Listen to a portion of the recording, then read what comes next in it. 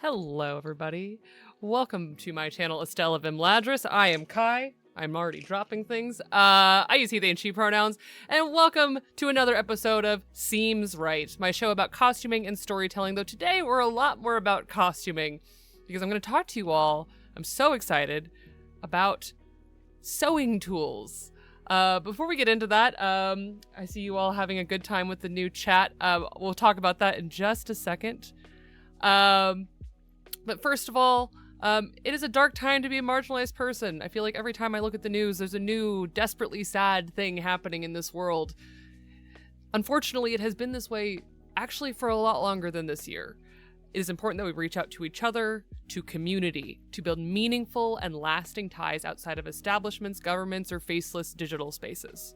Part of why I started this channel was to offer free information and education like I'm doing today for those who want it, to remove systemic, personal, or financial barriers that would keep this from being accessible, because I believe the only way forward is together, is in community with each other. So thank you all for being here, but I also urge you to find one person or more and connect with them. Be there for each other. Community is how we will be here long after this era of darkness passes, just as we have always been. In caring for each other, we must also not forget the world that we live in. We should fight for the freedom of those oppressed around the world, especially facing genocide and violent oppression. We should use our voices, our money, our time, the energy that we can devote to speaking out for these people who need our love and attention. So I stand with the people of Sudan, the DRC, Palestine, and all oppressed peoples of the world, and urge you not to forget them and to use what you can in this time of need to help them. And with that, welcome to the new and improved channel overlay with this delicious and delightful chat overlay that I see you all have been having a lot of fun with, which is such a treat. So this new overlay was made by Melon Turtle. You can find the credit and any information about Melon Turtle in my About page over on Twitch, or for watching in the VOD on YouTube, I do have a post that has all of the credits for all of the resources that I use here on my stream. I just installed this today. I'm so tickled by it. And you'll notice that subscribers have different icons than mods, than regular users. So if you're not showing up correctly, or if it looks odd, because I'm realizing now that the subscriber one is not as gold, I might be changing it, but for now, that is the new chat overlay. I'm also going to drink. Thank you for the Hydrate Avian Spectre. And this is one of many new channel improvements thanks to all of you. If you're enjoying my streams, please consider following, and if you're able to, subscribing. I am an independent content creator, and all of your support helps me add cool things like this, add things like my amazing new dice camera, and that I'm going to be using today, not for dice, but for teaching sewing stuff, which I'm so excited about. All of your help, all of your tips, the subscribing, the follows, all of that helps me do this more and more. Oh, Onduin. I love On. Thank you, On, for the sub. I would give you a shout out, but I know you'd rather me shout out Roll D5. Let's see if I can type. You should all follow Onduin, but you should also... Let's see here. Did I do it right? I didn't. Don't follow that one.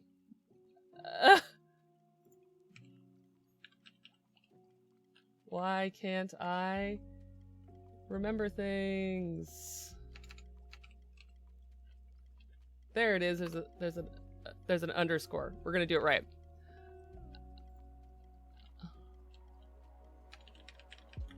If you haven't checked out Roll D5 and they're amazing. Oh, I have to wait a couple of minutes. I'll fix it in a second. Everyone ignore that previous Roll D5. That's not the right one. There's an underscore in it. I'll give you a shout out in a second. But you should go check out all of Onduin's amazing work all over the internet, but specifically over at Roll D5, where they are just an amazing tech producer, performer, a wonderful person. Go check them out. And gosh, okay, where was I? So yes, all of the new things are all thanks to all of your support, your ongoing support of my channel, including subscriptions and follows and all of even your signal boosting, all that stuff, all helps me so much, and it has allowed this channel to grow exponentially since I started it back in February. Back in February, that's so recent. Anyways, you'll also notice that if you check out my calendar, which I post on my social media every week, but I also do post here on my Twitch channel over, if you go to my About section, I have a live where you can find me, because it's never just on this Twitch channel. I have a bunch of new streams that I'm going to be doing this week, because I'm trying out on days that I don't have other work or other commitments that would stop me from being available. I'm going to start trying to just casually stream gaming, starting with tomorrow at 10 a.m. Pacific, 1 p.m. Eastern. You can find me hanging out in my pajamas playing Marvel Rivals. We're going to hang out. It's going to be a good time. And yeah, so that's just kind of new stuff that I'm trying to do. Oh, the overlay went weird. Hold, please. Why? Oh, that's why. Because you can see me trying to correct my mistake live. Sorry, captions are back now. We're going to properly shout out. Roll D5. There we go. I've done it. You should go follow Roll D5. I've appeared over there more than once. It's a good time. So, besides all of you dice goblins threatening to eat dice in my channel, let's get back into all the stuff we gotta talk about before we start with the fun sewing stuff. The last piece of housekeeping stuff is that, it's not really housekeeping per se, but if you like my content, I am also cross-posting all of my VODs over to YouTube. That is going to be every episode of everything that I stream is going over to YouTube pretty quickly now that I've kind of gone through my backlog, and I've started to add chapter markers onto some of, especially the Seems Right, but I'm also going to be doing some of the gaming. I just won't be doing my Rise and Grind series because it's mostly just me sitting around and laughing.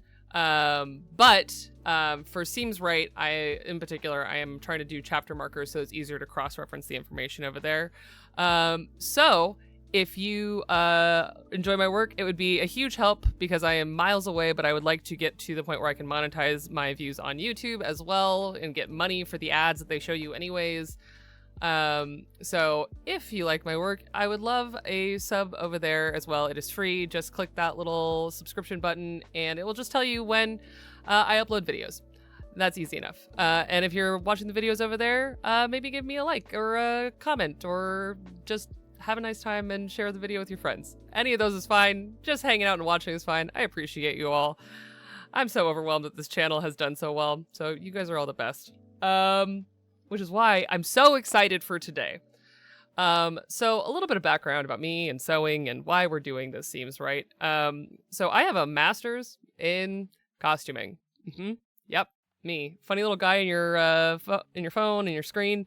Yeah, I studied next to a master tailor for a couple years. I have sewn things that have been on major motion pictures. Shh, don't talk about that. I didn't sew anything. I have done a lot of sewing here and there. My specialty is in tailoring, but overall I've done every kind of sewing you can imagine. Everything from like sewing hems to retailing jackets to doing, you know, like t-shirts, literally everything, anything. I have sewn it.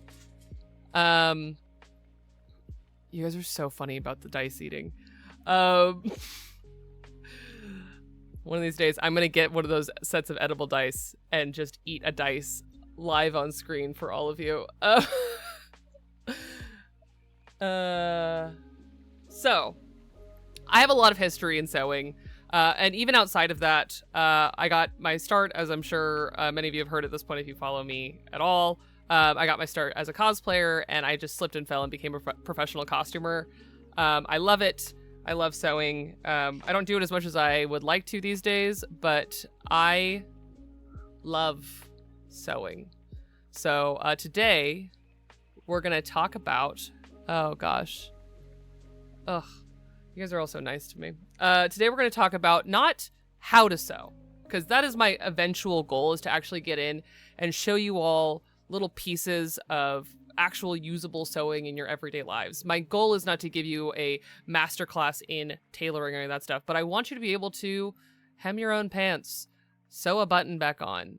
Do it in a nice way that's going to last a long time, that you're confident that it will work.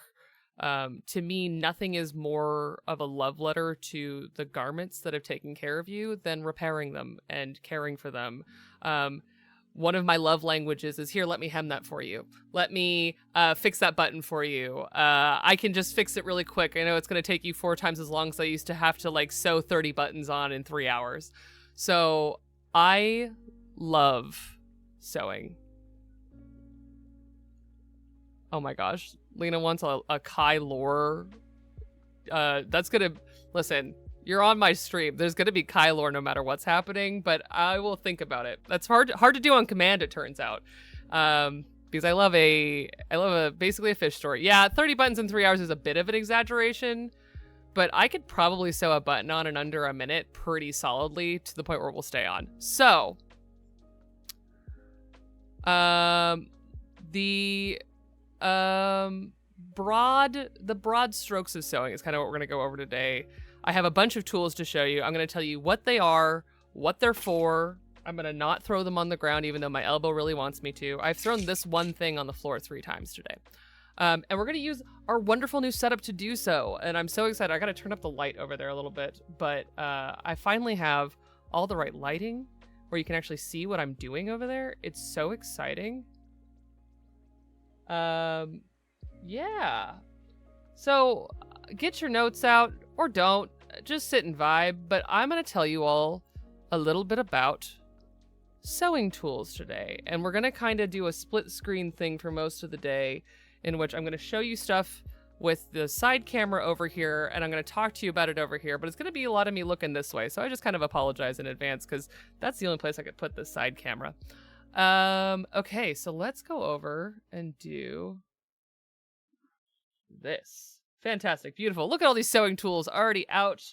So beautiful, so well lit. Look at this camera. I'm so in love with this camera, everybody. For those of you curious, I did buy a very interesting camera that came very highly recommended on the internet called the OBSBot Meet 2. It is a full HD little camera that's like the size of a Tic Tac box. I'm completely in love with this camera. This is not a paid promotion. I'm just in awe of it. Okay, so first and foremost, I have this book that I always take out, and it feels like a bit of a joke. So this is the Reader's Digest Complete Guide to Sewing. I think this is the edition from the 80s. Let me see. For those of you who didn't know this, I love a good book. Yeah, this one was published in 1976. There are a lot more modern versions of it. This is the one that my teacher said this is the best sewing book he's ever used. And you know what? He's right. This sewing book rocks. So, if anyone's looking for a starting place or a guide, or even for me as a seasoned stitcher, I still refer to this book actually very often. So, and it has everything. So if you're looking for a good starting point, you can buy one of these bad boys used, and it has everything from like sewing finishing tips to like how to properly hem a skirt, how to set a zipper. It has everything in here. I love this book. So, yeah, Puck, shh. At least this book is older than me, so you can say that a little bit louder. But I love this book, and I will be referring to it often when we stream. I will be using my ancient 1970s version, but there is a few more modern editions. I think a few people that I know on my recommendation have gotten one that, like, I think they reprinted it in the 2000s. So that's that amazing book. So on here, the first thing we're going to talk about is this. This is muslin. Muslin is a very specific term for a very specific kind of untreated raw fabric. It is, when I'm going to be teaching you all sewing, I'm going to be using a lot of muslin. It is not required that you buy muslin. I will just say that if you are buying fabric just to learn how to sew, muslin is the cheapest fabric you can buy, basically, that isn't on clearance. And it is the fabric used for things like mock-ups. So when you're building like a blouse or a jacket or honestly any garment, One of the things that professional stitchers and drapers recommend is to do a mock-up first. And so they call that actually a muslin in costuming terms. So if you're doing a mock-up of something, you're going to make a muslin of it, even though muslin is also the fabric. It's a whole thing. But this is just a untreated piece of raw cotton. That this one is even wrinkly still, that I pulled out of a pile of scrap fabric in my house because that's how I roll. And muslin is something I think you can usually buy it like less than $3 a yard, for pretty big yardage. And I use it to teach sewing. I use it as a drop cloth. I use muslin for maybe too much, but I'm right, so it's fine. So yeah, muslin is actually the first thing I'm going to show you because fabric is the core of all of this. Even though what I'm going to show you is so much to do with thread and trimming and all the other stuff, muslin to me is like the heart of sewing. So there's my piece of muslin for the day. And of course, muslin would not be complete without something to press it with. And while it's not plugged in, I did bring to show all of you my ridiculous iron. That's an iron. It's an iron that steams well. This is my very fancy Rowenta Steam Force fine pressing iron that I use for everything under the sun. But a lot of people don't realize that one of the best sewing tools, and I wish that I had figured this out. I'm sorry, Mom, if you're watching that I wouldn't let you tell me this, that the best sewing tool that everyone forgets is the iron. So here's a bit of Kai lore for free with no channel point redemption required. My mom used to sew for like her job. But when I was a child, I refused to let my mom teach me how to sew, even though I was interested in sewing. I let her show me how to operate a sewing machine, and then I refused to let her teach me practically anything else. And so for the first like 7 years of my sewing, I just did whatever. And you know what? It kind of worked. I probably could have used more advice. My mom was very kind to not put too much of an onus on me to ask her for that. But yeah, the first thing, if you learn very little else from me today, is iron good.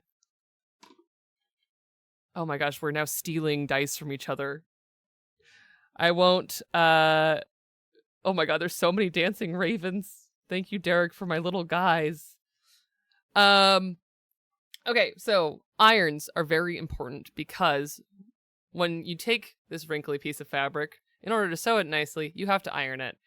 Once it is sewn, and this is something, I'm not going to get too much in the weeds about this, but basically thread is made of fibers and fabric is usually made of fibers, even if it's polyester.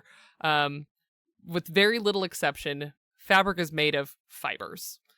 And steaming and ironing helps those fibers kind of intertwine. And so literally by ironing sewn things, especially the first pass of sewn things, you're actually helping blend the fibers of this muslin fabric with the thread that you have sewn into it. So you're actually making them one thing. Yeah. So ironing is pivotal. I know that you all came here to learn sewing tools, and I promise these are sewing tools, but this is like the first thing that came to mind when I was like, what do I want to talk about? I want to talk about the things that I didn't know. And so that is the first thing. Yes, actually, it is a little bit like gluing fabric together. And actually, if you take felt and kind of friction rub it against each other and press it over and over and over again before you separate it, when you actually do go to separate it, you'll hear it's like pulling Velcro apart. It's very cool because fibers want to intertwine, especially natural fibers. So like I'm thinking of wools and things like that, that when you really like get them all cozied into each other, you're actually starting to take, because, you know, wool is just sheep's hair. So you're taking each of those individual sheep's hairs and you're slowly kind of rubbing them in so that they slowly interlock. And then if you iron them, they're going to actually seal together. So yeah, that's why ironing is good. And it makes it more manageable. It makes it look really nice. You should own an iron in general in life. If you ever want to see the video that made me almost cry, there is video of Connie Chung on the behind the scenes of Godkiller Last Hope ironing, and a number of threats that I have sent to them over this. affectionate, positive ironing. Yes. It's really a good time. Okay, I'm going to put my iron down now. It's very heavy. If you're in the market for an iron, or want to start a sewing collection, any iron that steams is a good iron in my book, at least as a starter iron, though an iron that's going to last. I am a buy something once kind of guy. So I'm always looking for, it might cost a little more, but an iron that I know will last me a long time. So I've had that iron, I think, for 7 years. And the only reason I had to replace the old one is because I dropped it. And I still own it. It still kind of works, and I use it for other things. So, iron, muslin. Now let's talk about sewing tools. I'm going to give you a little preview of what's sitting in my lap. And I've already thrown something on the floor. So, outside of what's already on the table, there's also all of this. We'll get to that. So, sewing tools. Let's start with when people think of sewing. This is what they think of. We're going to talk about thread. Look at that thread box. I love this thread box. You really can't have sewing without thread. You can do a lot of things with just thread. Thread is so good. So this is my Guterman Multicolor, just like thread collection. They sell this. You could buy it basically as is, except I made it so that the lid doesn't come off. Guterman is my favorite thread, but sewing people in general eventually have a favorite thread. They're just like this. I don't know what's wrong with us. This is my in case of emergency break glass collection, in which I could practically sew any garment out of this box. And for those of you who want to know a little bit more about thread in general, which green are we talking about? I'm so curious which green we're talking about. I'm going to drink some water. Is it number 1, number 2, or number 3? This one. Number 1? The really green one? The green? I love this. This is like full wicked green. Thank you for that hydrate. So a little bit about thread, and I'm going to use our beautiful green as an example. Yeah. I have so much thread. It's actually comedic, but I decided to start here in this obvious green. Okay, so thread usually comes wound. It has usually something like this at the bottom, which is actually made to hold the thread. So I'll show you.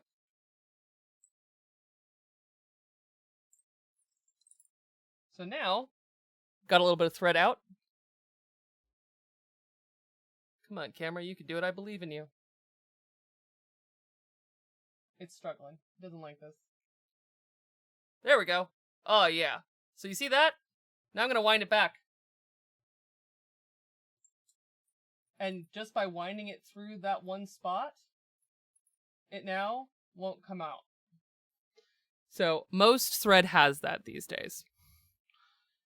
Oh yeah, and if you can't hear it, it does make a really great little clicky sound. Because Guterman's like that. So that's thread spools. They're great. Big fan. And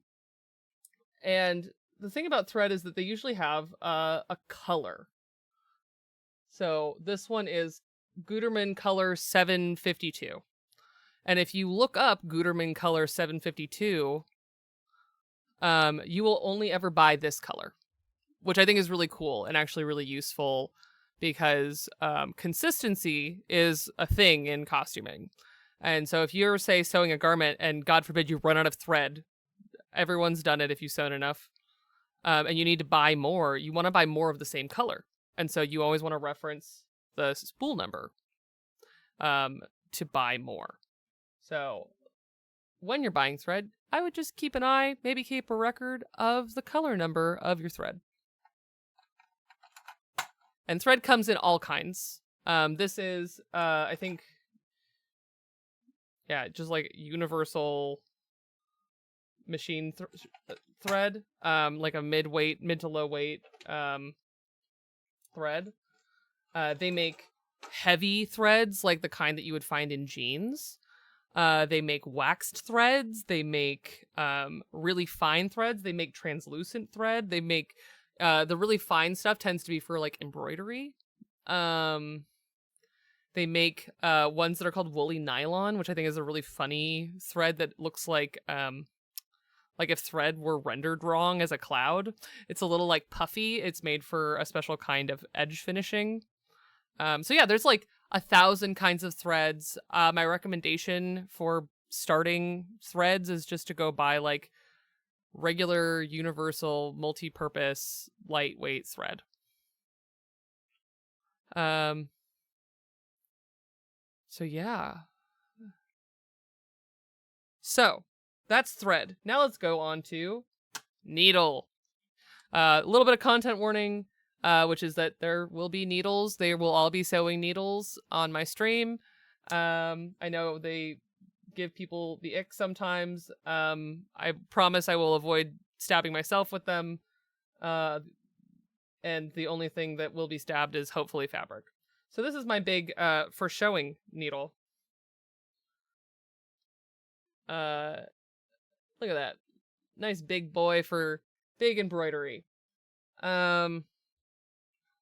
So all needles, let's see if I can do it. Yeah, buddy. Look at that. So all needles have an eye. So this is the eye of the needle that the thread is pushed through. Wait. Where did that go? I need this. Nope. I need the white one. Hold, please. I'm going to put a nice background so you can actually see it.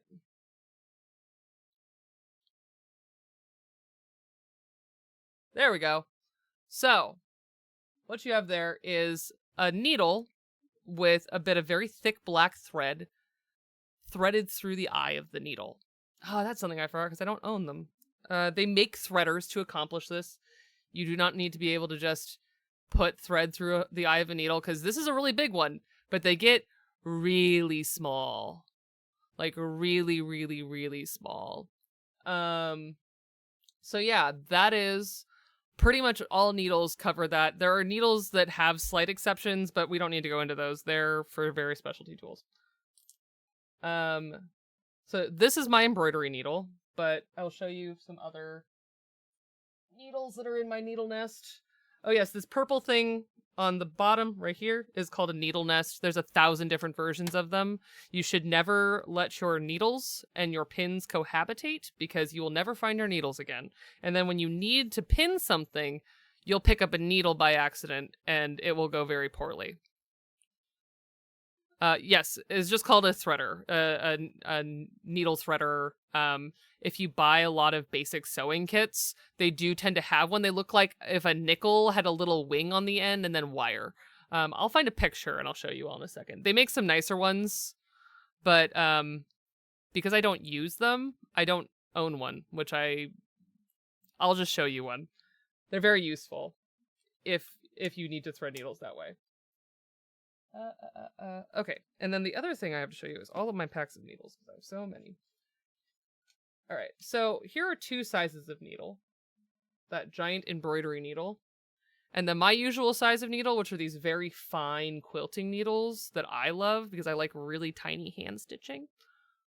And I don't think I could even show you the eye of this needle, it's so small. Let's see.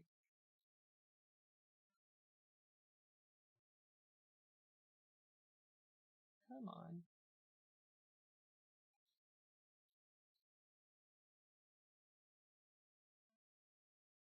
I believe in you, camera. You can do it. It's like, I don't think so. I don't think that's something to focus on. Yeah, it's so small, but you get the point. So, for threading really tiny needles, I'll show you actually some basic tricks to thread needles in general. And I'll show you first, actually, the thing that I think makes it all easier. And then I'll come back to that question, actually, Puck. It's an excellent question. Okay, so first and foremost, besides this tangle of threaded needles, because, let me show you this. This is a curved needle, sometimes called a Glover's needle. There are 1,000 words and names for them. I find them really excellent for sewing on buttons, because I like using big shank buttons, which I will explain what shank buttons are in a second as well. But I love a needle for finishing work. So my secret sauce that I use for sewing practically anything that involves thread, which is practically anything, is this. It looks weird and gross, but this is a brick of beeswax. So beeswax is one of the greatest tools that you could own as someone who sews a lot. And this is genuinely just a brick of raw beeswax that I keep in a box in my sewing kit. And the reason for it is that you can hand coat all of your thread, and then when you press it, the beeswax will melt away, and all you'll be left with is thread. So it makes it so that your thread is a little bit more manageable, and it stops it from knotting on itself, which thread really likes to do when you're sewing. And it makes it really easy to thread a needle. Also, I do the bad thing of licking your thread. You probably shouldn't do it. I do. It's gross. I'm going to try not to do it today.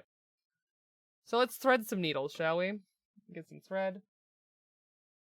I'll just rethread this black needle. Okay. So I've unthreaded the needle. And obviously this is a really big one, but I'm going to show you some techniques to thread needles of all sizes, starting with how to use the beeswax. So beeswax, thread. And what you're going to do is you're actually going to take your beeswax and sandwich with your finger the thread between your finger and the beeswax and pull. And do the same thing. Just cover that whole thread over and over. There we go. So now it's a little more rigid. It's a little more manageable. And then with a little bit of heat, either from your hand or from an iron, you can then fuse the beeswax into the thread. Oh, Derek, you're so right. I will end up licking thread. I must have really been a hard one to teach for a lot of my sewing teachers, because I brought some very, very specific bad or strange quirks to my sewing to their different costume shops, and they were all so patient and lovely with me. But yeah, I used to not pin too, which we're also going to talk about. You should definitely pin. So now that I've waxed my thread, it is more manageable in general. So the difference between, here's a bit of the same thread, unwaxed and waxed of the same thread. I'm going to show you by threading this needle, if we can see it. Great. So you'll see that this thread has a little bit of a fray at the end. And so I would snip that off.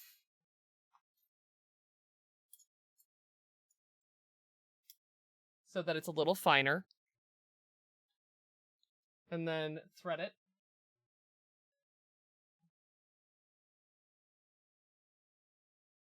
Hey, man. So this is without beeswax, again, to be clear. And then you have to push it through, and eventually you pull it through. With beeswax, there's no thread fray, because I've melded all the threads together with wax. And boom, it's so much easier. There's no resistance, it just goes in. So beeswax is my first recommendation. My second one is a threader, which I will bring up a picture and show you right now before I move on.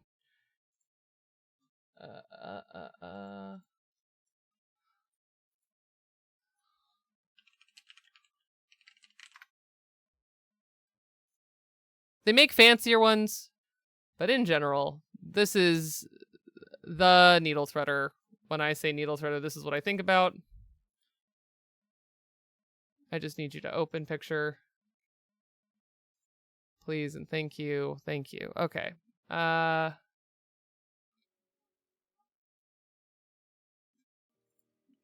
That's my needle threader. And so the way that this works is, I hope you can see my cursor. You can, great. So this, you hold, this part you put towards the needle, and then this very fine wire piece actually goes through the eye of the needle. And then you just thread the thread through it and pull it through.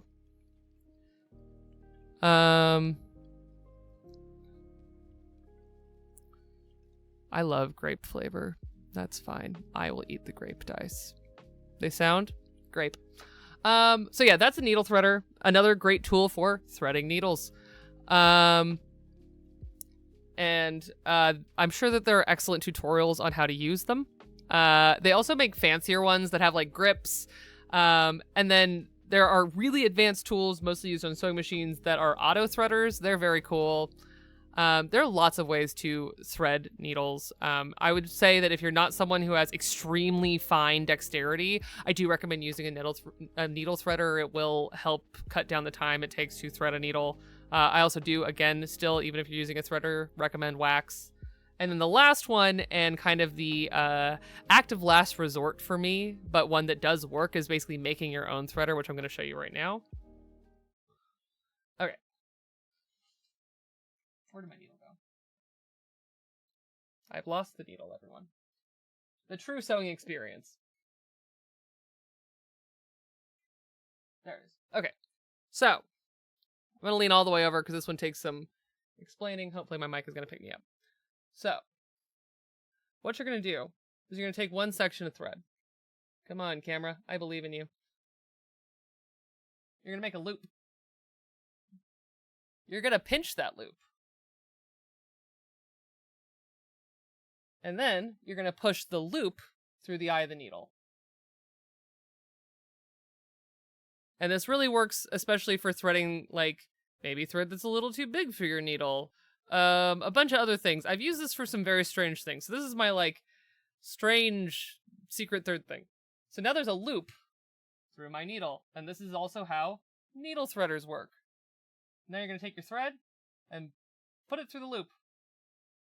And then pull it through. And now your needle's threaded. Little magic trick from me to you. Hey, what? What did I do?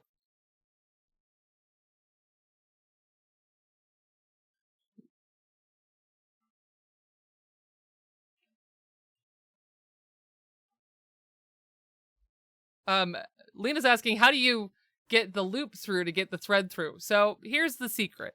If you twist thread up, you have less of a frayed end. Even if it's waxed, it might still fray. And folded thread is easier to thread than not folded thread sometimes. That's why. Sassy best friend in chat. So that's needles.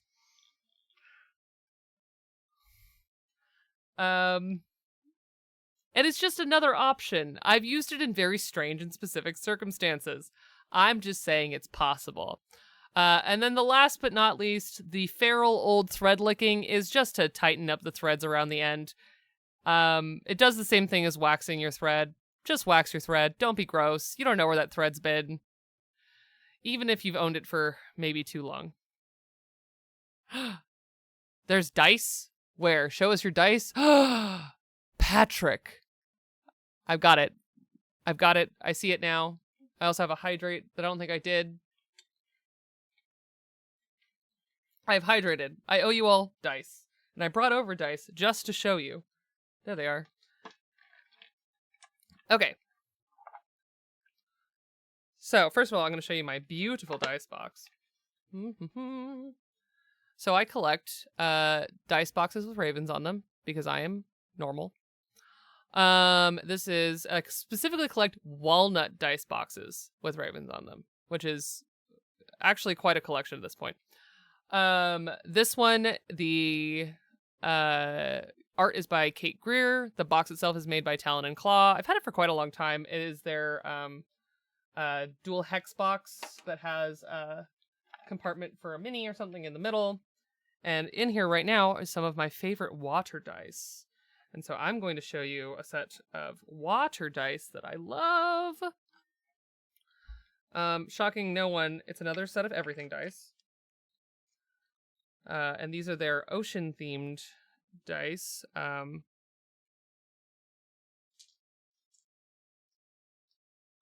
And you know what? I am going to put it on a black background because they're really beautiful that way.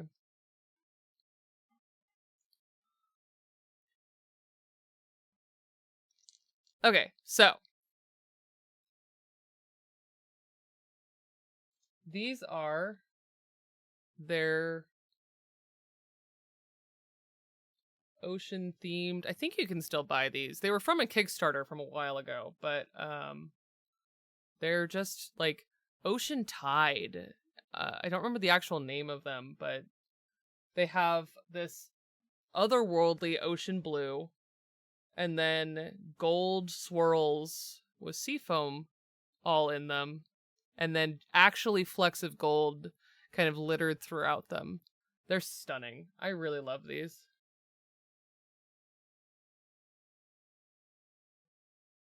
Yeah, they did a really good job with them. So that's one of my ocean themed sets. I played a siren quite a long time ago in a campaign for 5e and a sea druid, and so I went whole ham and bought a bunch of sea dice because that's what you do. All right, I think that's now all caught up. Yes, I've done it. Where's the lid?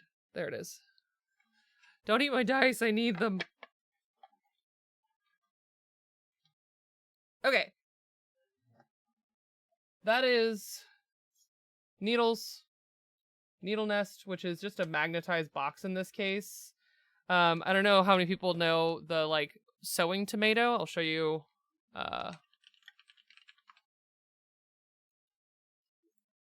I'll tell you a little secret about the sewing tomato, which should not be your needle nest, for the record, even though people use them as needle nests all the time. But there's a secret about the sewing tomato that a lot of people don't know. Open image, new tab. There we go. Okay, so the sewing tomato. I love me a sewing tomato. This is meant to be a pin cushion, and the ball part of it is the pin cushion. But a lot of people don't realize that the little dangly thing that looks a little bit like a strawberry, that usually comes attached to them, is actually a sharpening pad. That if you stick your pins or needles into it, you can actually refine the tip of your needle or pin. And it will actually help just sharpen them ever so slightly. And then you can store them back in a needle nest, not in your tomato, because if you store your needles in your tomato will eat your needles, like, inevitably. So that's why I own a needle nest. But yeah, there you go. Secrets of sewing. The little strawberry is to sharpen your pins and needles. Most people don't know this, actually. There's a lot of strange little things in sewing that, unless someone tells you, no one knows. And so that's part of the reason I'm doing this, is because I want you all to know all of the strange arcane knowledge in my brain about sewing. Oh my god. We've done it, everyone. We've actually taught Stella Luna something about sewing. I feel very accomplished. Hi, Stella. I adore you. Okay, so that is beeswax, which is also very good for actually sewing, because as I said, it melts off once you beeswax your thread. I do it for all of my hand sewing. Doesn't matter what kind, it just makes it way less of a problem. It makes it so your thread behaves. I highly recommend, for those of you who do have sewing kits and you don't have beeswax, to just buy a little bit of beeswax. It'll do so much, and honestly, beeswax is super useful in general. All right.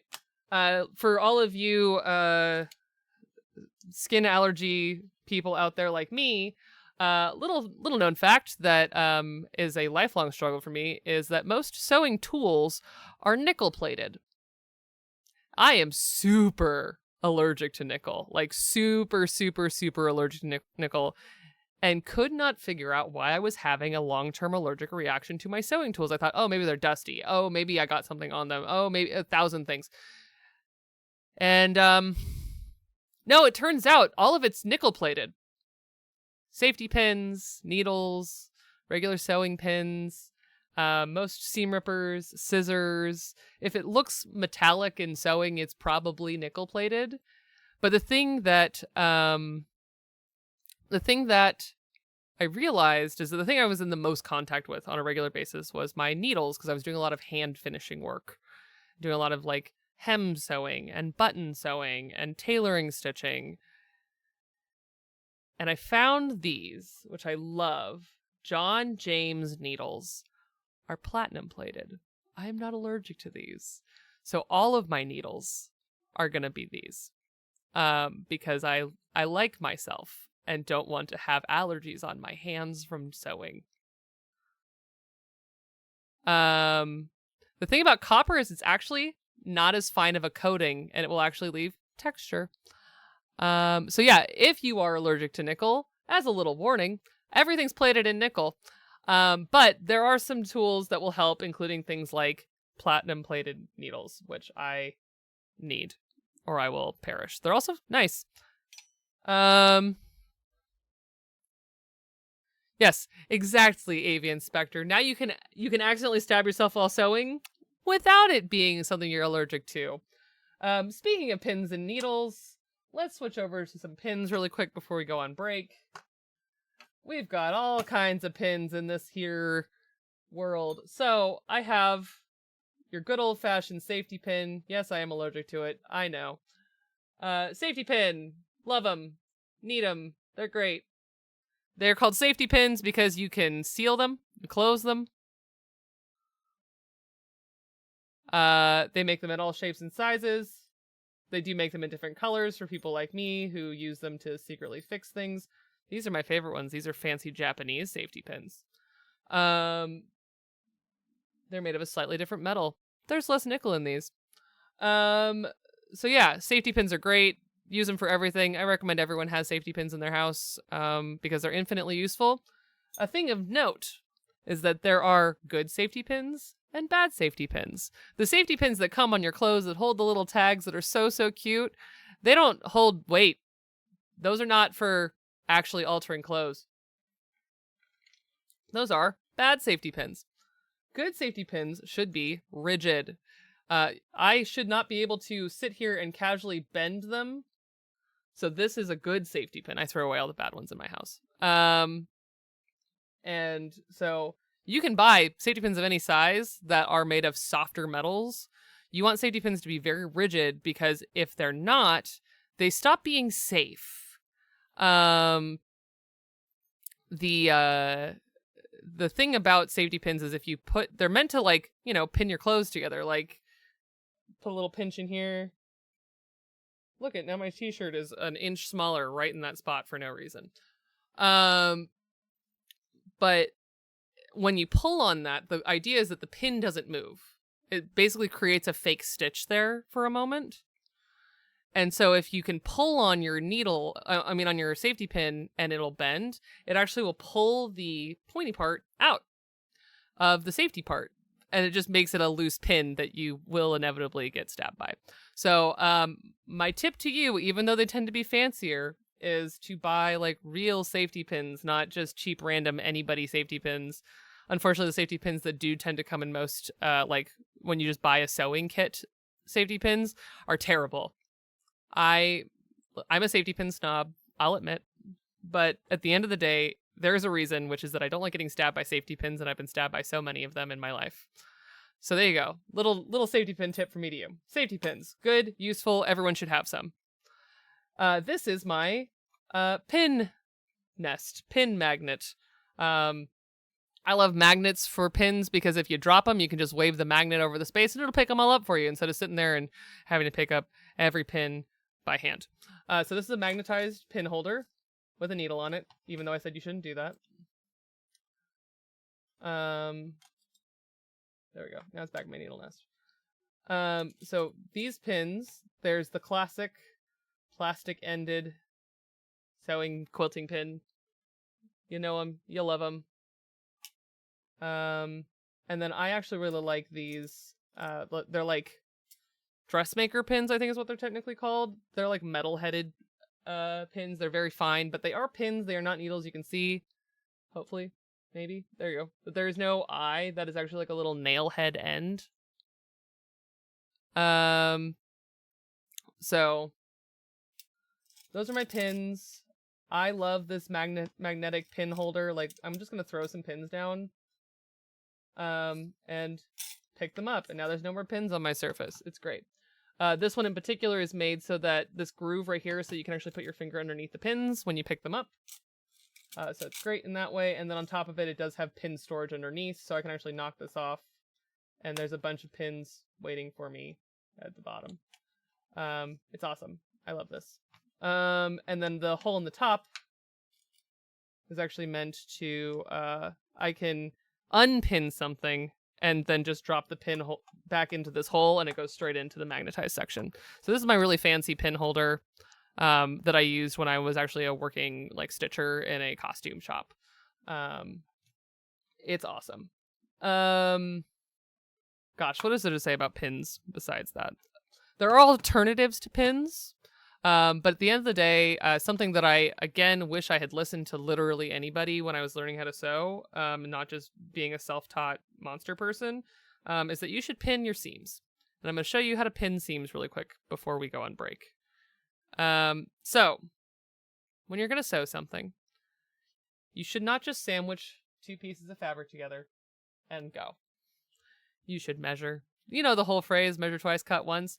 You can sew more than once because you can unpick a seam usually. But in general, you'll get more what you want if you pin your seams together before you sew them. So, say that this is my seam. Come here, microphone. If this is my seam, I'm going to take my pins. And I know that there are different ways to pin. Some people pin the line of the stitching. I do not, so that would be pinning the line of the stitching right there. Do a couple pins. Come here. And all I'm doing is taking a small bite with a pin and going through and through. R.I.P. Joann's, the home of many of these sewing tools at some point. So yeah, you just take a little bite, pin your seam. This is one way to pin seams. This is not how I pin my seams. And if you were, say, on a sewing machine, then the idea would be that you would sew with the points pointed towards the machine and pull them out as you go. But the way I pin is actually crossways, because then you can just sew right over them. So I do this. That was garbage pinning. Don't tell my teachers. And then my seam, and the reason for this is now when I'm using my sewing machine or freehanding it, my seam doesn't move away from itself, and I will know that I'm sewing this in the right position. Okay, so I will hydrate. I owe Avian Spectre a hydrate. I'm on it.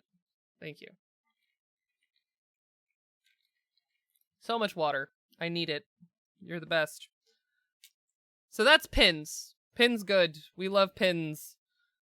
And with that, I think this is a good point to go on break. But when we come back, we're going to go into the more arcane collection of sewing tools and talk about the most important and precious thing that if you've ever seen a sewing meme on the internet, you know, don't touch sewing people's scissors. We're going to talk about my sewing scissors, and I'm going to tell you why you shouldn't touch sewing people's sewing scissors when we come back from break.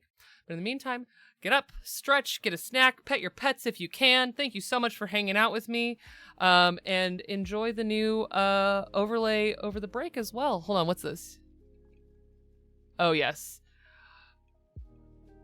Thanks, everybody. And RIP to Joann's. F's in the chat for Joann's. It's been real. I learned how to sew by going through your bargain bins. But yeah, in the meantime, take a break, and I'll see you in about 10 minutes. See you in a sec. Hello, everyone. Welcome back. Welcome in, Raiders. Oh my gosh, what a treat. We've got Summer Green coming in, who I worked with back last year on Romeo and Juliet over with Pixelated Players. What a great time that was. And I see coming back that we also have a Show Us Your Cat. So I have a special guest because I have a cat. right here. This is Watson. I'm going to set him down gently after this because this is a land of sewing tools, but here's Watson. Hi, baby. He says, I would like to leave now. Go on, baby.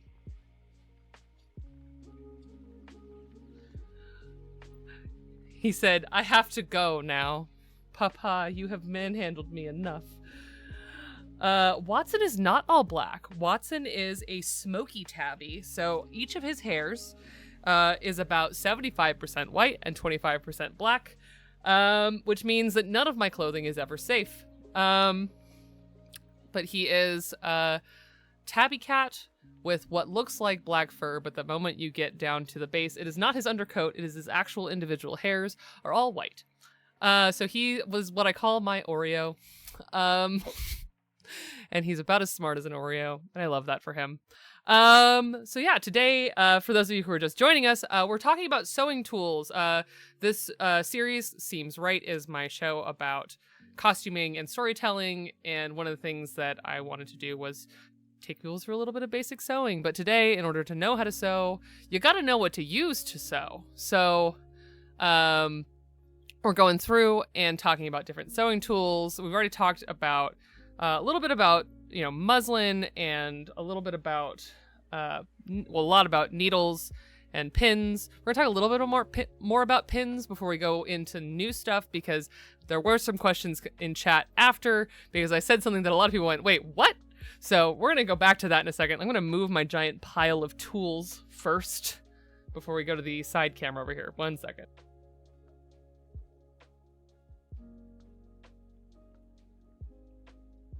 Okay, and I brought more tools over because what is sewing if not a giant collection of tools?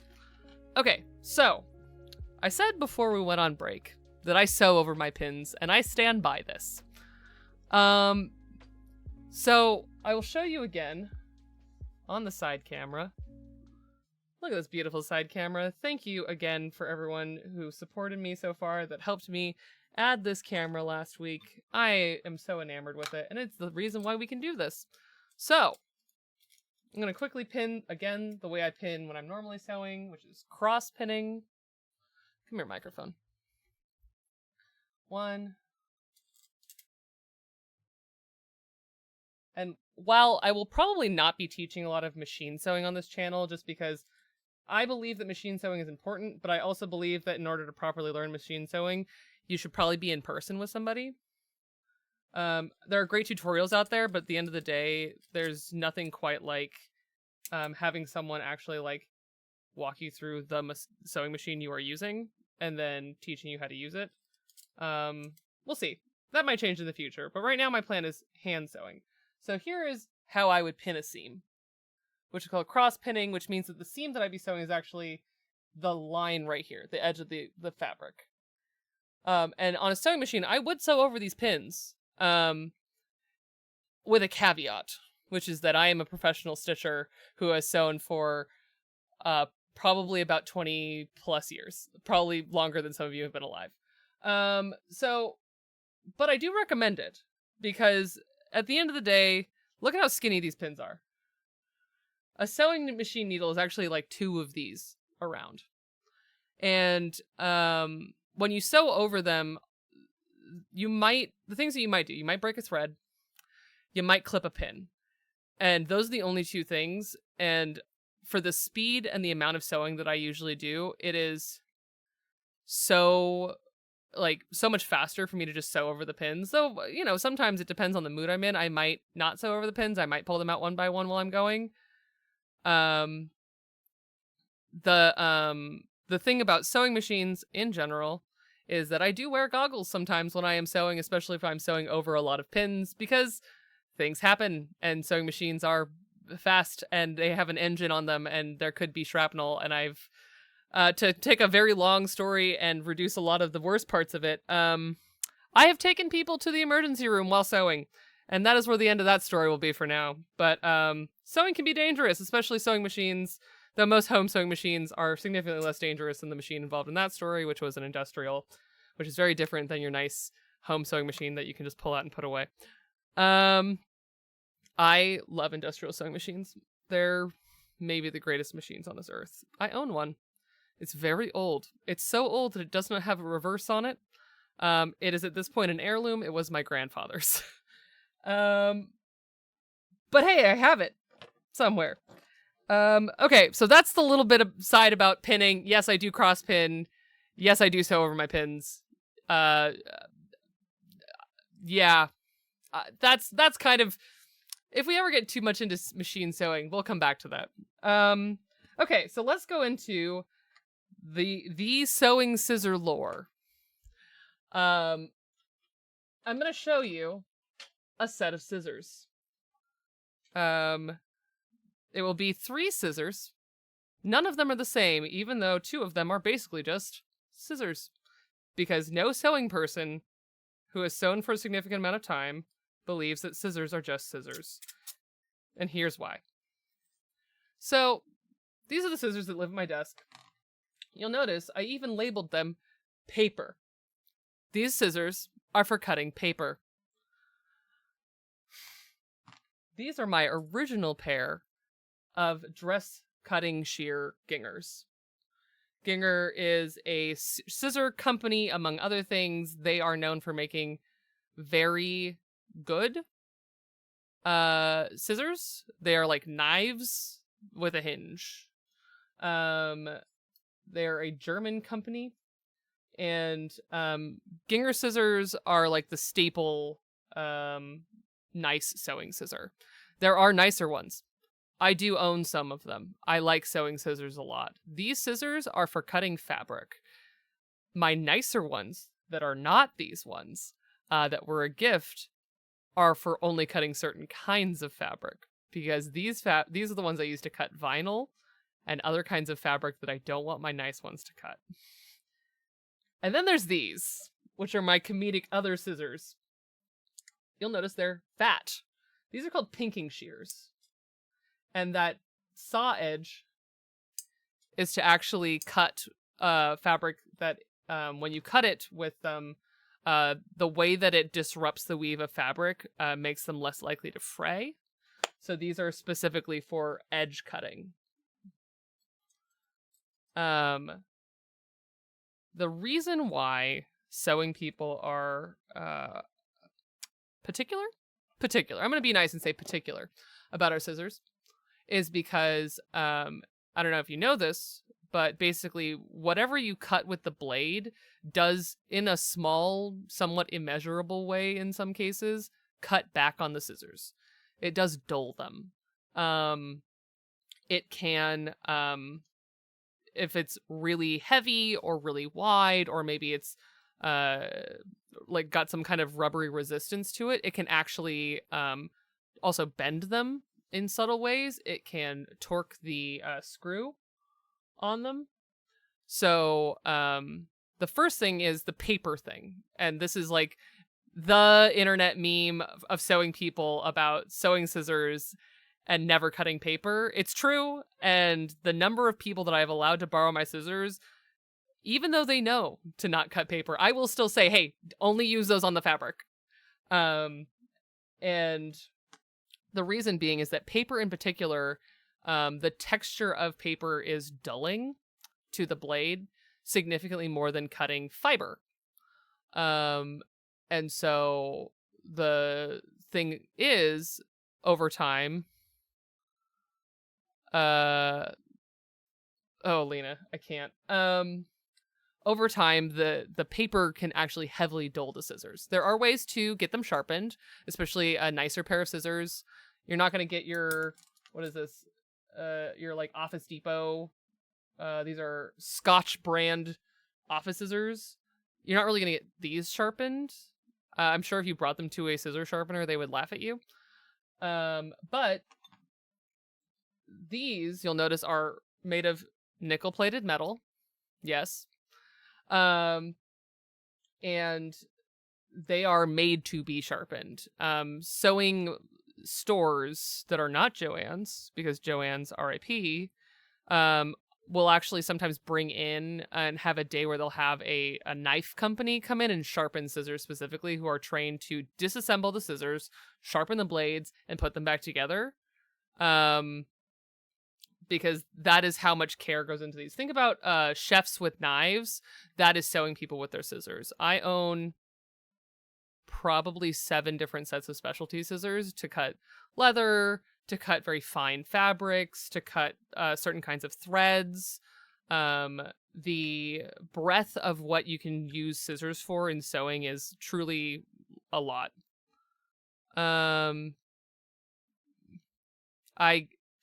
Listen, if you're going to sew a lot, or even sew a little bit, do yourself a favor and at least buy yourself a pair of, like, Fisker's sewing scissors that look like these but are actually made for fabric. You'll be amazed how much easier it is to cut fabric.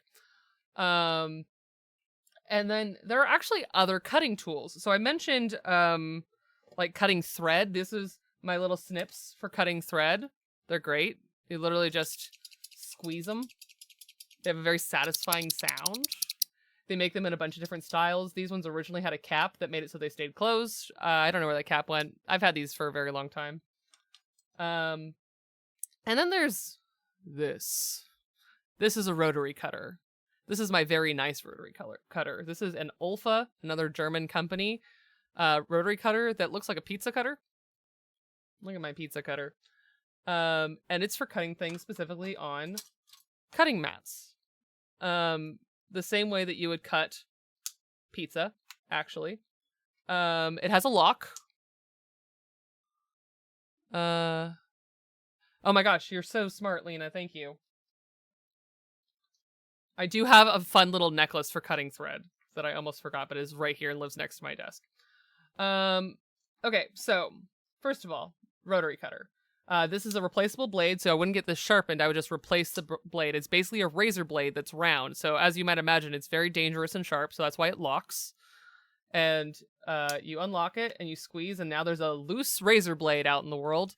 But you can lay fabric down on a cutting mat and literally just pizza cut it.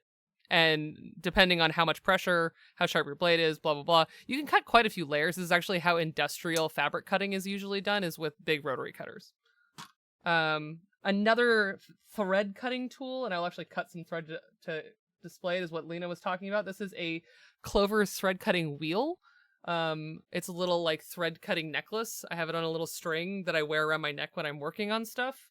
And let me get some thread.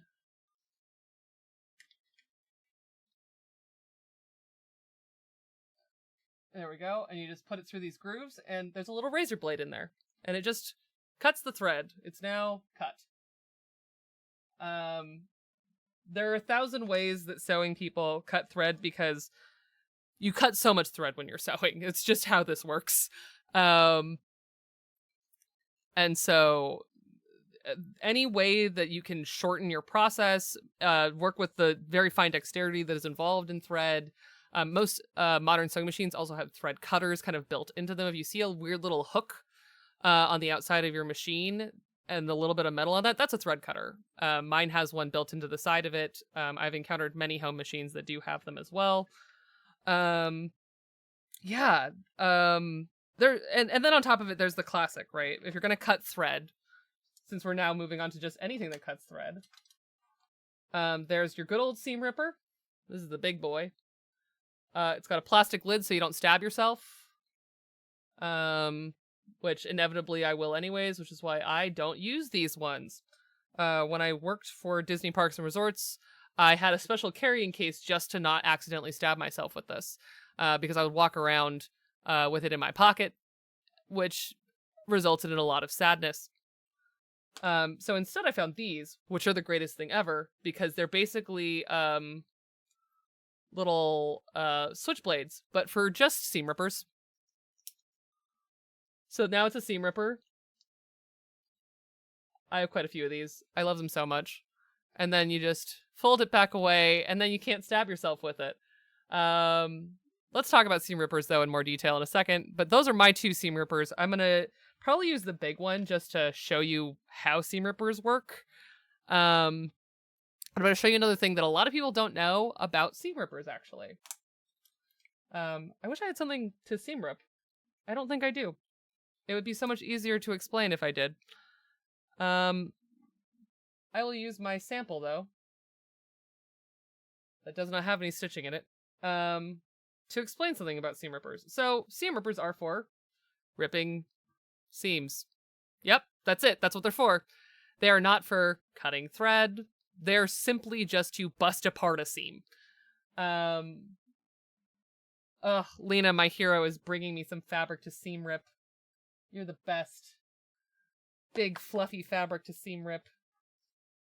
Okay, so wow, there's so much of this. I'm gonna show you on one of these big seams.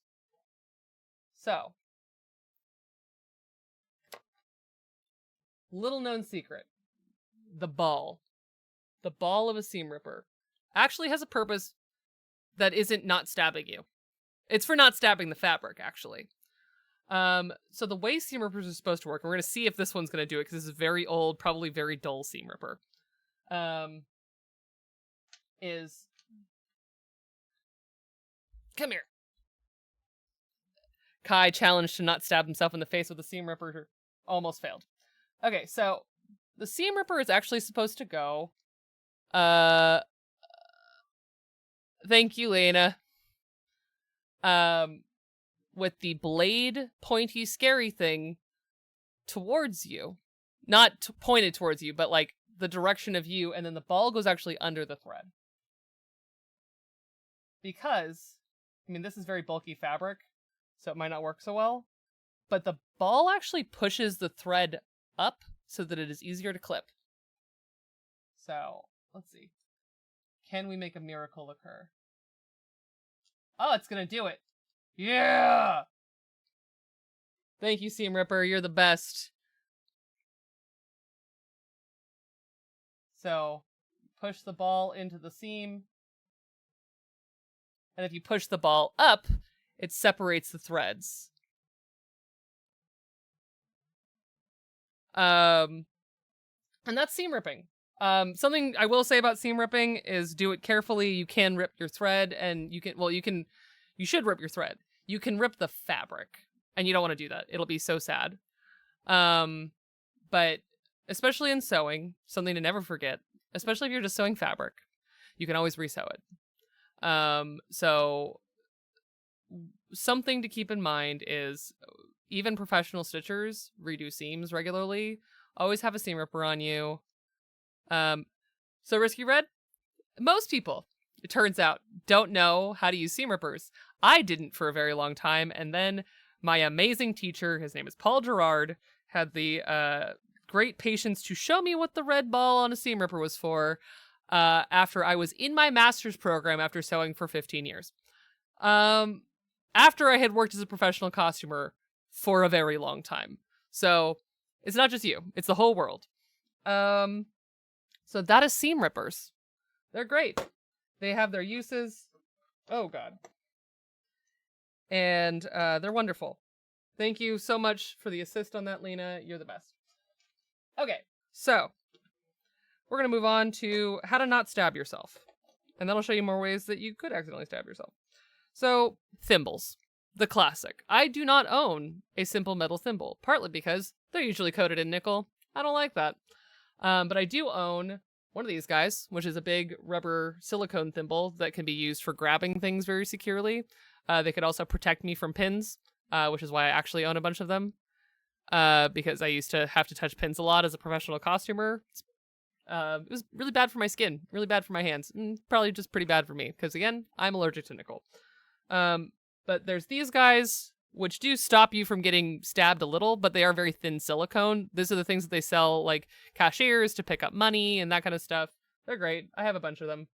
But my actual thimble that I own, and thimbles serve a lot of uses. You can use them to push needles through. You can use them to push pins through. You can use it to stop yourself from getting poked when you're pinning stuff. They're very useful in general. I have this guy, and it's awesome. This is my leather thimble. It has still the metal that you would find on the traditional all-metal thimble. It does look like a dog toothbrush. You are correct. And you know what? Dog toothbrushes are very similar. So, yeah, kind of. And they serve a similar purpose other than you are also brushing your dog's teeth. But But this leather thimble is mostly used for me when I'm sewing really heavy duty stuff to stop myself from putting the eye of the needle through my skin. So they're very good at protecting from that. There's a lot of reasons to get them. This is a clover leather sewing needle, sewing thimble.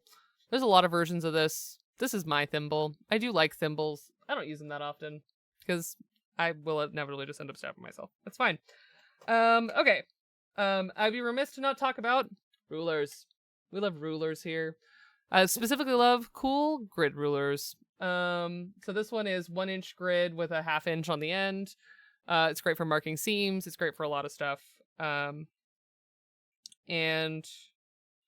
yeah, I mean, you use rulers for everything. You use it to measure your seam allowance, which is the area between the edge of the fabric and where your seam goes.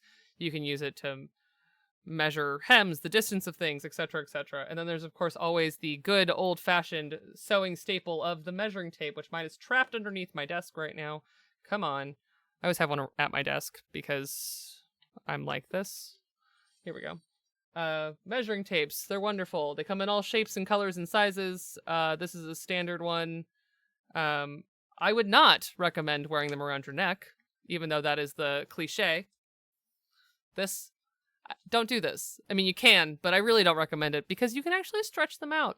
It's bad for them. I've had this one for a really long time. I like it a lot, and I don't want it to get stretched out. So it lives hung, not folded, not rolled too tightly, and not around my neck because I don't want it to stretch out.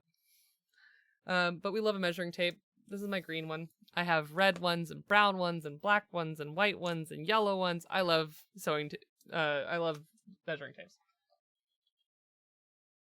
They're good for not only measuring your sewing stuff, but they're good for measuring your body. They're good for everything.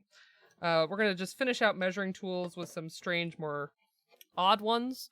I have this guy, which I love, but is very strange and specific.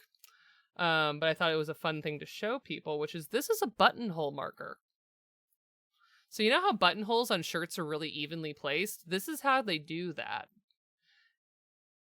I just think it's brilliant. It's a very fun thing that I just have that I don't use super often. But it's cool. And then these slits are actually to mark the button holes, and then this is to mark the buttons themselves.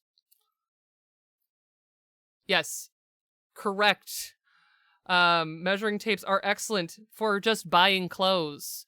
And know that I'm gonna tell you a little secret about buying clothing on the internet and buying clothing in general, which is that fashion and costuming measure differently. Yes, bodies theoretically are bodies and they should measure the same way. But, and hopefully this will help you, Flynn, with your quandary. The thing about measuring is that you have to know what they're going off of as much as what you are going off of. So you can measure your body perfectly and still not match correctly, because the reality is costuming measuring is for people whose bodies already exist. So that would be me sitting here measuring my body, you at home measuring your body. Fashion measurements are on flat garments. So when you look at a t-shirt measurement on the internet, know that all they're doing is laying the t-shirt flat and going from armpit to armpit on the t-shirt flat. And that is the chest measurement. It is not around on a person. It does not include give of the fabric. It does not include what dress form they might have originally designed the pattern off of. None of that. Fashion, especially like large production fashion, tends to be flat measurement. So this is going to be your waist size on your pants, your waist size, bust or chest, shoulder measurement, all of these things in mass production, with the exception of tailored garments like button collar shirts, tend to be flat measured. And even like more fashion forward ones that maybe don't have a tight neck closure on button-up shirts are probably, or like blouses and things like that that may have buttons on the front, but they're not like a collared shirt in that traditional sense.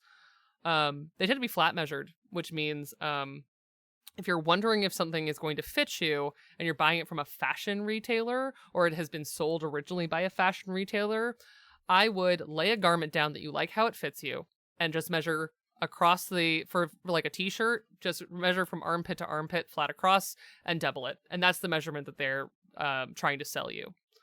And same thing goes for pants, etc. And then for costuming, the main way that it is measured is, yes, on the garment, but if you're looking at like a measurement chart, which tends to be something that you're given when you're like making a custom garment, or you're, you know, on something that has a cast, there's measurement charts where you, like, people's agents send stuff if it's film and television, or a costume shop for a theater department, either at a regional or at a community theater or in a college or wherever you might have a theater department, might have a costume measurement sheet on record. And those are going to be measured on the body. So we're talking about the difference between measuring on the garment for fashion and then measuring on the body for costuming. So for binders, it's different because that is a fitted garment. If you're looking at measurements on, especially binders, it's really tricky because it's actually, the measurement is going to be your compressed measurement for the most part. But if you're shopping on a website that knows how to sell a binder, very often they're also going to be talking to, if you are someone who has breasts that you are trying to use a binder for, they might also be able to phrase it in a way for buying things like bras, because a lot of people who, at least at some point, want to wear a binder also probably have at least a little bit of experience with bras, and bra measurement is a very specific science that they can go and reference to. And that'll be your underbust and your overbust, and the bust measurement is going to be straight over the nipples. Same thing for chest. Chest should be armpit straight over the, like, just a little bit above the nipples for people who are not being measured for bras. Yeah, Indie Wanderer, I'm so glad that you find that so helpful, because this is why I'm doing this, because the number of things in my life that I'd be like, man, that would have saved me so much grief if someone had just told me that. So yeah, sure, sometimes it could have been things that I could have asked someone like my mother. But sometimes it's stuff that it took a lot of searching to find the answer to. And I'm hoping that all of this gives you information. And on measurement, especially for things like binders, my inbox is open. I really believe in helping people find binders that fit them comfortably, that they can wear safely. So by all means, reach out. I do have a mailbox here. And this goes for other, like, comments and things like that. Basically, if it's not a consulting related question, I'll probably just answer it. So yeah, that's measuring. There's a lot of reasons to measure things.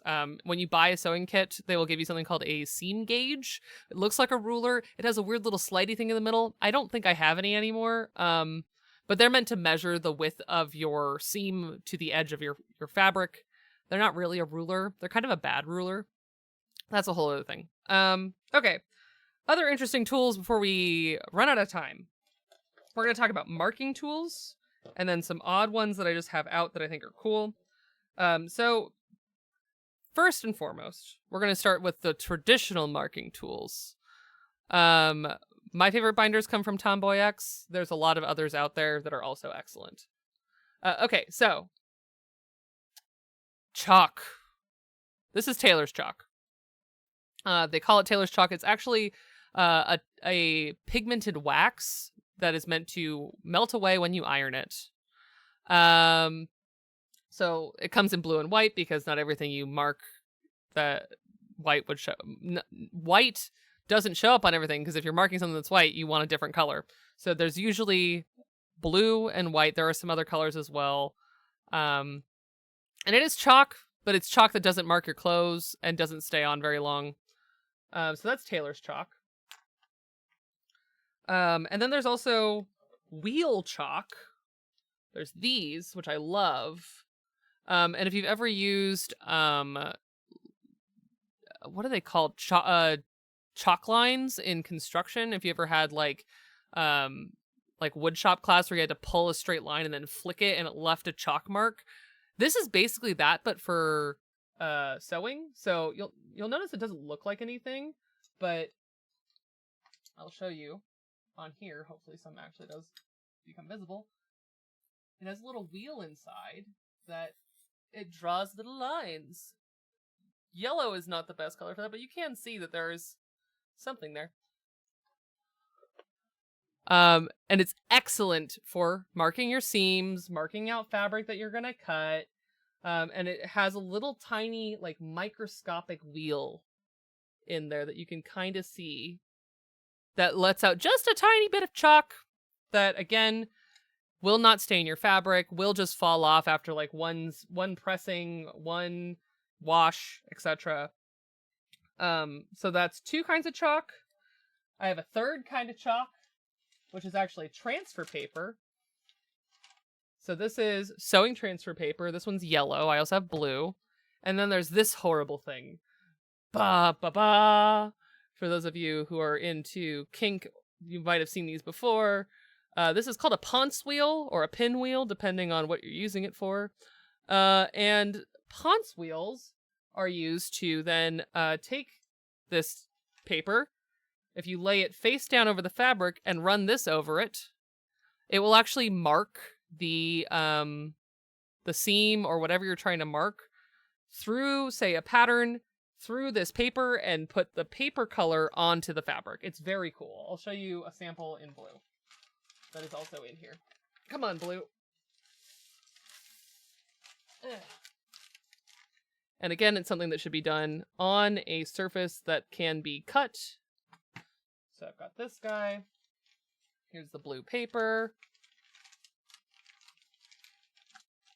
And say I would like lay a pattern over the top, but I'm not doing that today, so I'm just going to take the wheel, draw over it, and now there are very tiny blue marks right there in my fabric. Yeah, I inherited these from a costume shop. I basically, one of my life goals as a professional is adopting things from costume shops that they're going to throw away. So that is transfer paper. There's also the good old pencil. This is my Hulk pencil. I have a bunch of these hilarious mechanical pencils that write really big. I want to say that the measurement on these is like 1.0, not 0.0. They're huge. Usually in sewing, you're supposed to use like wooden pencils that you sharpen, but I don't like those and I don't want to carry a sharpener around. So I buy these 1.3 kindergarten pencils. And also that way I get cute things like this one's the Hulk. And you use these to mark fabric, just pencil as a note. Pencil does not come off of fabric very well. So only mark things that you don't care about seeing. The same thing goes for just regular pen. Here is regular pen. Regular pen, also good still for marking fabric. But then there's the fun thing. So for those of you who have been in college in the last couple, like 10 years, or let's see here. What I consider making a whole garment on stream just to show the process that goes into it, it would take a really long time to do that. I might show you pieces every so often, but making a whole garment, we'll have to revisit. It's a good idea. Not against it, but also this is my streaming box. It's not very big and I cannot sew in this area. So it make it a little hard. Little hand sewing, fine. Big sewing, maybe not. Okay, so these are my favorite marking tools. These are Frixion pens. This is a Frixion marker and a Frixion pen, ballpoint pen. So the fun thing about these is they are most commonly sold as ways to mark and then remove your marks from, like, college textbooks. They're excellent for marking books that you are not going to keep, because once you put them through a microwave, you can take all of the writing out of them. They are technically heat or friction erasing pens or markers. And the cool thing about them, first of all, here's a strange cheat about college textbooks that you buy secondhand. If you put them in the freezer, you can read old notes in them. This is also a tip for people who write notes in their books and then sell them. People can read them again. But They work excellent for sewing. Because guess what you do all of the time? Iron things. So you erase the pen when you iron. My favorite color one is the one that marks on the fabric good, but I do like purple. And here are my purple ones that live in my sewing kit. So they're excellent for marking seams. They're excellent for marking patterns. And then you can just erase it by ironing it. It's so good. And depending on what you're doing, there's a felt tip version, there's a ballpoint version, and even if you make a mark and you don't like it, all you have to do is rub your hand over it a little bit and the mark goes away. I love Frixion pens for sewing. I think it's the greatest thing literally ever. When you take your outfit in the snow, the mark will come back. Actually, it might. That's really funny. It won't after a certain number of washes, because it is also washable ink. Oh, I love listen, burgundy's my actual favorite color. Okay, so I think that's all the marking stuff. I do have this nice case for Taylor's chalk. It has a little Taylor's chalk sharpener in it, but I don't use a lot of this stuff because I just use Frixion pens. I use the Ponce wheel with the transfer paper, and I use my chalk rollers, but I pretty much just use Frixion pens whenever I can. Yeah, they're great. I don't know. That's my marking tool for this stream to tell you all to use. Okay. Last interesting things that I have out on my little tray before we wrap stream. I have Freycheck. Freycheck good. Freycheck is essentially it's like nail polish that you put on the end of your fabric. There are tools. Oh my god, this background is a mess. I am so sorry, everyone. I've just filled this table with stuff. You can barely see what I'm holding anymore. Put my tray over it. Okay, so Freycheck. Freycheck is great. It is basically nail polish for the edge of your fabric. It will make it so that your fabric doesn't fray. It's awesome. I don't use it very often because I do think that it's very hard. It comes out as a liquid. It does dry relatively crispy. And I do own an overlock machine, which accomplishes the same thing without glue. Okay, other things that I have here. This is something that I think everyone will have an interest in. So this is a loop turner. It's a very strange, very long piece of metal with a hook in the end. Here's the hook. Come with me, Sterilite lid. See this hook? It has a lever on it. And it can close into a loop. Isn't that neat? Now, the reason why I think everyone would be interested in this is that this is how you fix broken knits.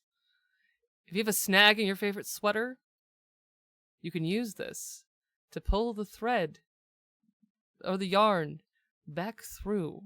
So what you do is you put the pointy end with the little hook flat through the knit. We're going to use this rope as the knit because I just have it laying around. You're going to... Come here, microphone. You're going to push it through, right? Now it's through. And say I want to pull the thread back through, the yarn back through, whatever it is. You put it through the hook, you close the hook over, and you pull it out. It's awesome. Yes. The larger version is for latch hook rugs. You are correct, Indie Wanderer. Big brain. Yes. They're like $2. And if you have a knit that you love that has pulls in it, you can pull it so that at least the longer loops are on the inside and not on the outside. You can use it to slowly fix the knit by pulling the yarns back through. It's good for things that have runs in them that have big wide weaves. You can pull a run again back onto the other side. I love these. They're called loop turners. They are incredible tools that look like nothing. All right, and I have a few more quick things. What else is down here? I brought a pile of stuff. Oh, I was going to tell you the difference between buttons. That's right. I promised a small spiel on buttons. So this is some of my notions. Notions are the things that you use in sewing that are not fabric, that are not tools. They're a weird other consumable thing that largely then stays with the garment, like buttons and zippers. This is one of my many button boxes. I collect buttons. And, yeah, I could go on about buttons for literally a lifetime. You're right, Lena. But I wanted to show you just some basic stuff about buttons because there are a few kinds of buttons. These are good examples. This is just some of my buttons. We're going to put that away. I love button. Okay. So here are two of the main kinds of buttons. There's your traditional button that has holes in it. I like this one because it's nice and big. I think it came from a jacket. And you would just sew the thread through the two holes, attach it to the fabric, and call it done. And then there's this guy. You don't see the hole because it's on a hook in the back. This is called a shank button. It's because it's got a little shank on it. So the shank button, I'm sure you all have seen them. You sew just through that one hole and then you connect it back to the fabric that you're sewing it to. And it makes it so there's a little gap. And then if you have a big fat coat or something, there's enough room for the fabric to go between the button. It's wonderful. So these are shank buttons. They're great. I like them both for different reasons. There's a bunch of different kinds of buttons, but these are most of them. So yeah, buttons, good. Other fun things. We love a zipper. These are big metal zippers that I just have a bunch of for some reason. Zippers, there's so many versions of zippers. There's invisible ones, there's metal ones, there's nylon ones, there's all kinds. And then I have my box of tiny notions. What's in here? Besides very old beads. These are beads that are probably from the 1930s. I don't entirely remember why I have them, but they're in their original vial, and I just think that that's cool. I've got in here hooks for hook and eyes. I'm sorry, these are the eyes for hook and eye. I have hooks for hook and eyes. And I have them in silver and black. Most of these things. There's snaps in here. I'll show you the big boy snaps. Also known as whopper poppers. It is a technical term, even though it sounds real dumb. Snaps. These are big snaps that you would sew to garments. This is the bread and butter of most walk-around meet and greet costumes in this world that you would find in a theme park. We got your flat hooks, your cloak hooks, every size and grade of all of these things. Yeah, the beads are really quite something. So yeah, notions make the world go round. It's why the original name of the series was almost called I Have a Notion. And then Seems Right tickled me more. So yeah, that is a tour de force of sewing tools. Now, let's get down to brass tacks. If I am going to be teaching you all a little bit of sewing, all I need for you to have is a pair of scissors that you can cut with. They do not have to be Ginghers. They should not be paper scissors, but if that's what you have, I will forgive you. An iron, or access to an iron and something to iron on. I will also be posting these with this video. Fabric. Muslin is my recommendation, but if you have quilting fabric, if you've been very, very clever, like our friend Erica, who buys fabric from thrift stores and things like that, fantastic. I love that. If you buy, quilting fabric from Joann's at the end of their going out of business sale, Godspeed to you. So, scissors, iron, fabric, needles, and thread. Now, there are lots of pre-made sewing kits on the internet that are fine. My recommendation would be the one made by Singer, but there are lots of them.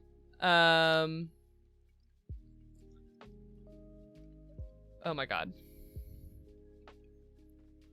Lena, you're so funny. I do not want to add facing to an existing garment ever. So yeah, that's kind of all you need to do what I think is the very minimum for an overall home sewing kit, I would then say that you should have some hooks, some eyes, some buttons, and a loop turner. And you could do a lot with just those things. No, Lena, darning is a different skill. And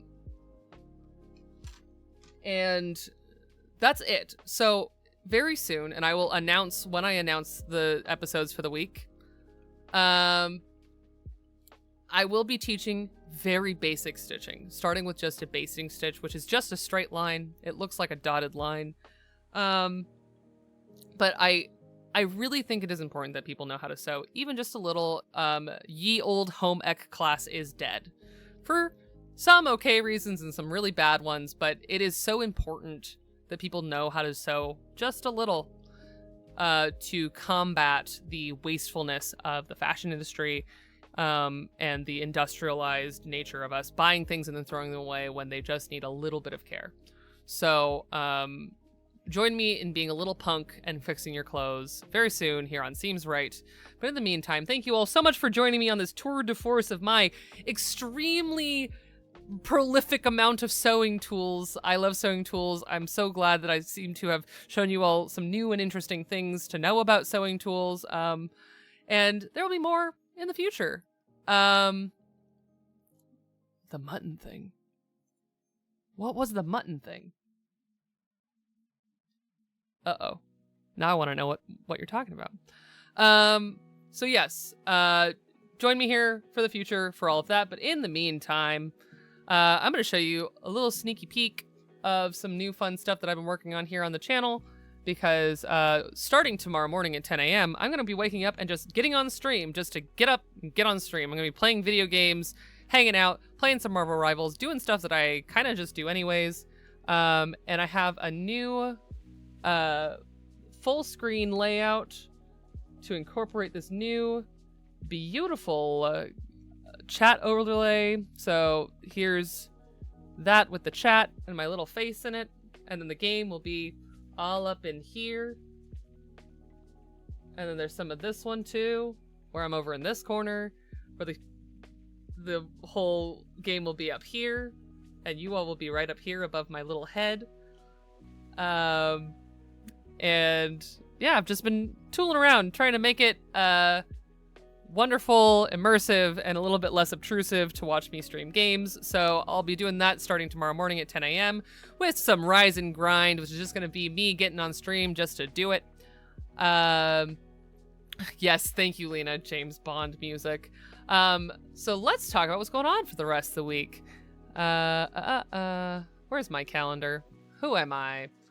Okay, so tomorrow, Rise and Grind, 10 a.m. Pacific, 1 p.m. Eastern Time. I will be here hanging out for an unknown amount of time, playing Marvel Rivals, probably for at least an hour or two. And then in the evening, we have the premiere of Road to Nowhere, which is going to be a live zero session of our game for the Electric State over on Happy Jacks RPG. I'll give a little Happy Jacks shout out,